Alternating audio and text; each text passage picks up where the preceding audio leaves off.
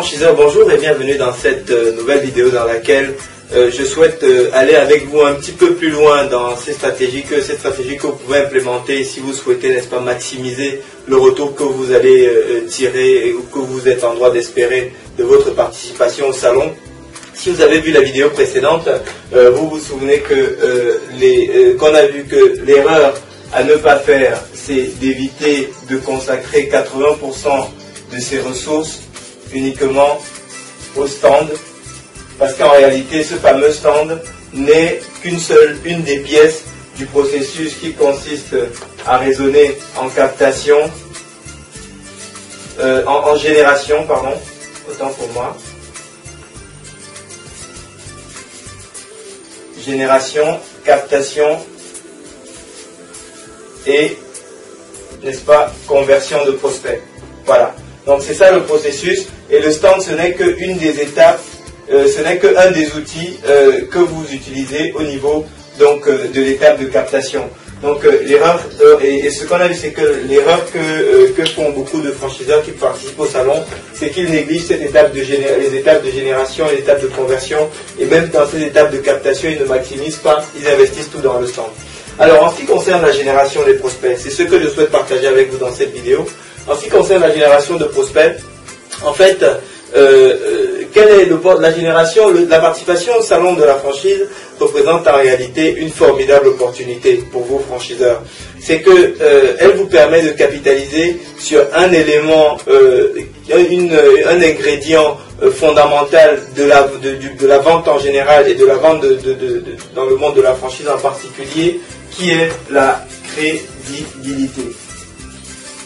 La crédibilité, c'est un élément absolument déterminant lorsque vous devez vendre en général, et vous le savez, si ça vous arrive, si c'est vous qui êtes en charge du développement de votre concept, donc de la vente de votre concept au candidat, et dans la vente de la franchise, c'est particulièrement important. Et cette étape de génération, en fait, présente l'avantage qu'il vous permet de capitaliser sur la crédibilité de tout ce qui tourne autour du salon, autour de l'organisation du salon.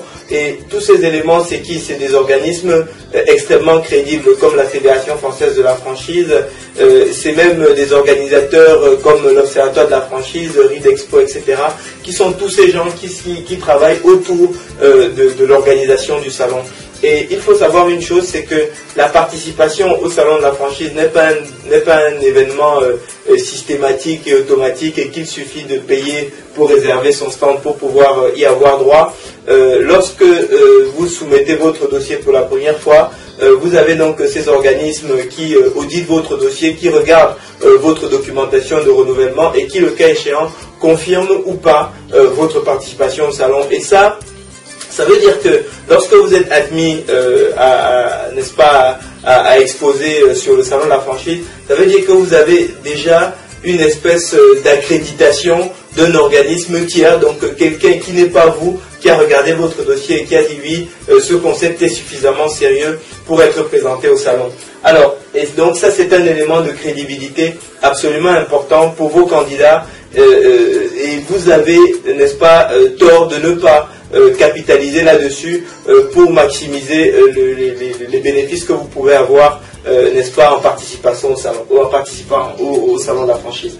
Alors, comment capitaliser sur un élément tel que la crédibilité, notamment dans tout ce qui est génération de prospects? En réalité, dans cette étape de génération, vous avez deux cibles, n'est-ce pas, pour pouvoir générer des prospects sur votre stand. Vous avez une cible qui sont vos candidats,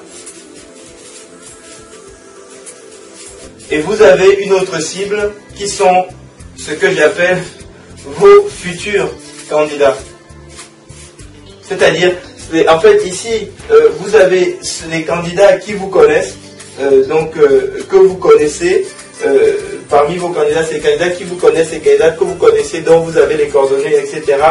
Et surtout, qui présente un atout majeur, c'est qu'ils ont flashé un jour pour votre concept. Ils ont été déjà séduits par votre concept. Alors, d'autres catégories, c'est les futurs candidats, c'est ceux que vous ne connaissez pas encore, mais qui peuvent être potentiellement intéressés par votre offre.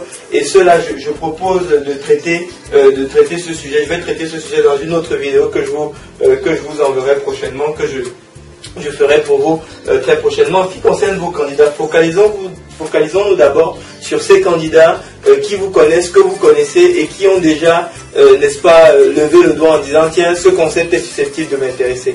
Comment est-ce que vous pouvez vous y prendre pour pouvoir, n'est-ce pas, capitaliser sur la crédibilité que peut avoir le salon et donc générer du trafic sur votre site. Alors tout d'abord, en ce qui concerne vos candidats, j'ai vu des franchiseurs qui réfléchissaient en disant oui, mais est-ce que j'ai vraiment intérêt à inviter mes candidats sur mon stand, parce que mes candidats, s'ils sont intéressés par mon concept, en venant sur le salon, ils peuvent peut-être finalement être intéressés par d'autres concepts concurrents et je risque de perdre des candidats avec lesquels j'aurais pu signer.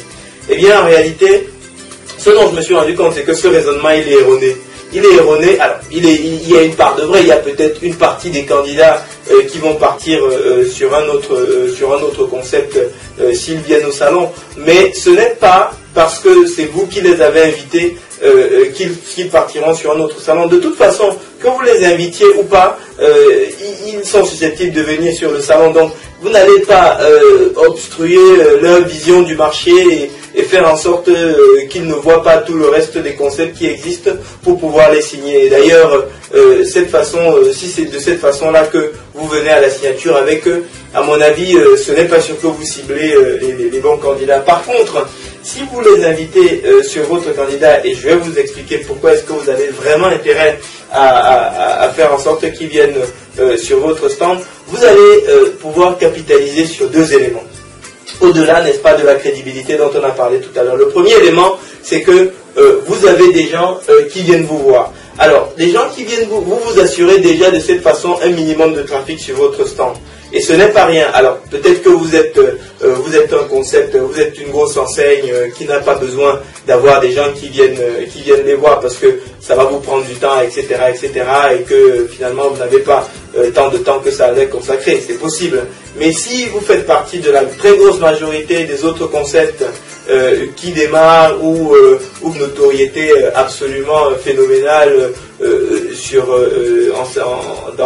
dans le monde de la franchise, alors vous avez intérêt à vous assurer ce minimum de trafic sur votre stand.